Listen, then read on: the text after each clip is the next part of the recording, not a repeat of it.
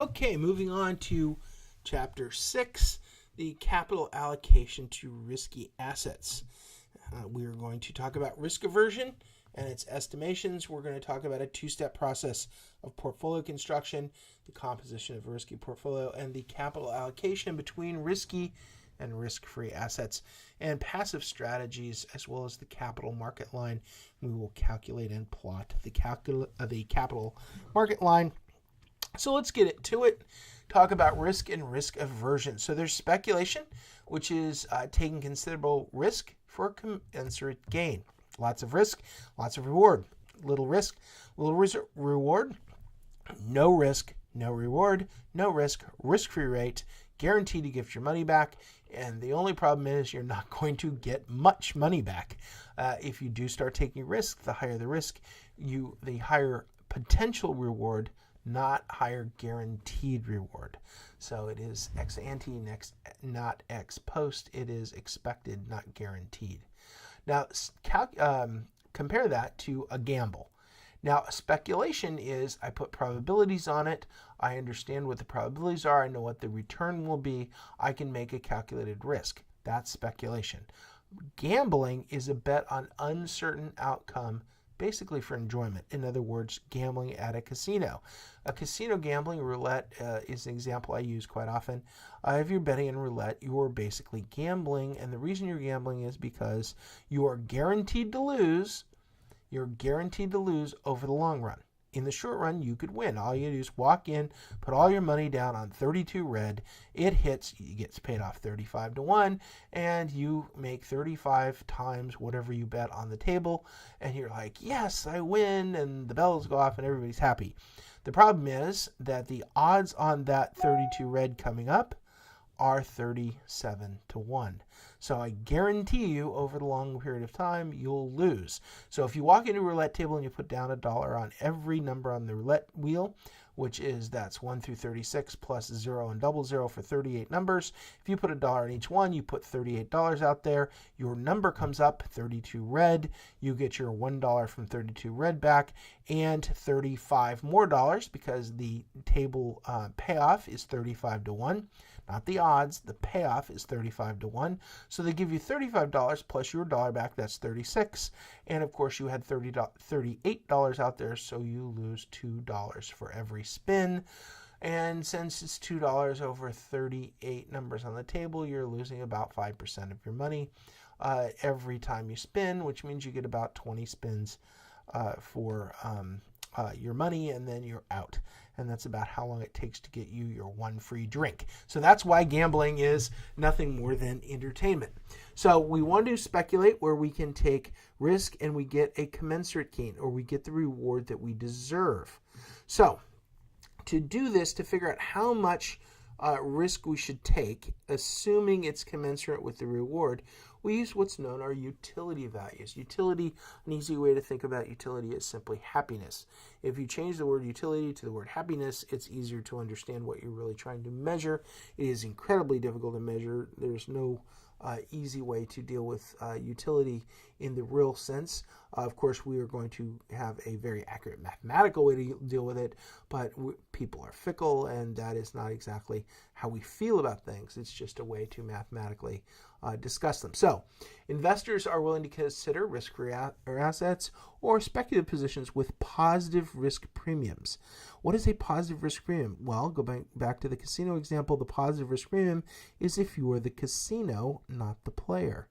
That means I'm taking a risk, but I know over the long run that if you put $38 out there, I'm going to give you back 35. And so that's a positive risk premium. If you don't put $1 on every number, over the long haul, I will still win. In the short term, I could lose. So that's still a positive risk premium because the odds are in my favor, and then you just stay in the game. So just say a positive risk premium is what we're looking for. In addition to that, we want to look for portfolio attractiveness, which increases with expected return and decreases with the risk. So we want less volatility, less bouncing around, and less chance of things going wrong. And we want a higher expected return. Chances of things going right and the amount you get when they do go right, the excessive return. What happens when return increases with risk? So when return increases with risk, we want to look very careful with it to make sure that we are getting a commensurate return for the additional risk we're taking. So we can look at this into different risky portfolios. The risk-free rate here is 5%. We have a portfolio of low, medium, and high risk, L, M, and H. And of course, we have the risk premium. We have the expected return, and of course, the risk itself. So the risk premium here, low is 2%, risk premium is 4%, medium, 8% high. The expected return is 7%. And if we look at expected return, and we subtract out the risk premium, what is the risk? 5%. Same thing's true for expected return here. 9% for the expected return, and we subtract out the risk premium, and we get 5%. And at the high risk, we have 13% expected return. We have an 8% risk premium. We have a 5% risk-free rate. That's because I keep pointing over here. Actually, I should be pointing over here. The risk-free rate is 5%. So the risk-free rate of 5%, we can see that in the expected return versus the risk premium. So you should get 5%, don't do anything, can't lose your money. If you take a low-risk investment, you get your 5% for risk-free plus 2% for taking the risk. Medium, you get 4% for taking the risk, 8% for taking the risk on top of the 5% for the risk free rate. So the expected return is 7, 9, and 13.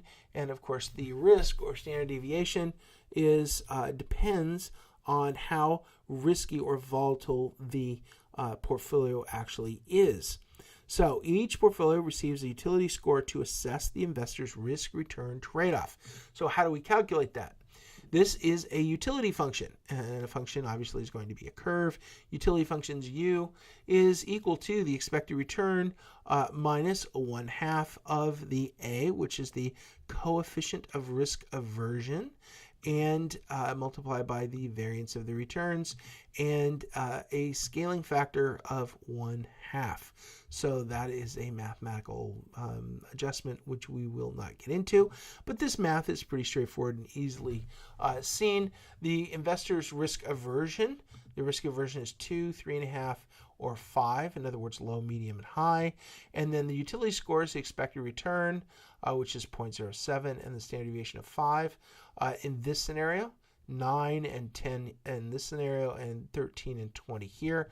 Where did they get those numbers? They are back here. That's where those numbers came from. And so we have an expected return of 0.7, and we have a standard deviation of 0.5. And we can calculate that out, and we get all these different utility numbers for our scores of various degrees of risk aversion. And so we plug that in. We're going to plug that into another scenario here. And we can see the utility scores. We can see which ones are the utility that we like the most. So in this case, in the investor risk aversion A here at 2, if we take this across, we have a utility score of 0.09, which is the highest one across the board. And of course, the second one is the medium utility score for portfolio M, and then the investor risk aversion level of 5 also likes the medium. So we're kind of in the high to medium area with regard to the highest utility scores. The highest utility score, of course, is the one that gives you the most happiness. So what we're really looking for is if you are an investor with a 2.0 risk aversion, in other words, low risk aversion, you would like the portfolio H with a 0.9 utility factor, and of course 2 medium people in portfolio M with a 3.5 and 5.0 investor risk aversion. So another way to look at the investor risk aversion is, of course, the higher the risk aversion, the more you want to stay away from it, right? So this is kind of flipped on its head. The higher the aversion, the more you want to stay away from it. The lower the aversion, the more you're accepting to risk. So the 2 risk aversion level has got the highest risk, and the 3.5 and 5 are more medium risk. So that's another way to look at this.